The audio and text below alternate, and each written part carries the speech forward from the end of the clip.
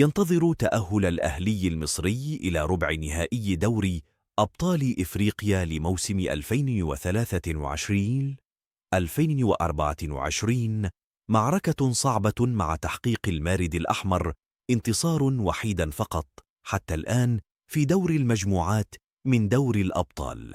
ويتواجد فريق القلعة الحمراء في المجموعة الرابعة، ومع تحقيقه انتصار واحد فقط يكون تأهل الأهلي إلى ربع نهائي دوري الأبطال أمرا ليس سهلا.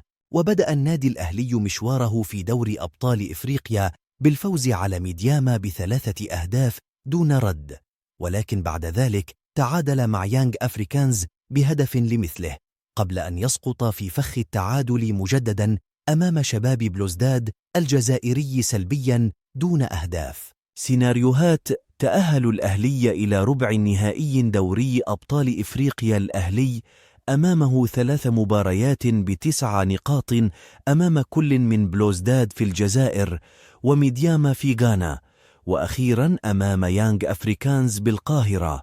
ويكفي النادي الأهلي الانتصار في كل مبارياته القادمة من أجل التأهل إلى ربع النهائي.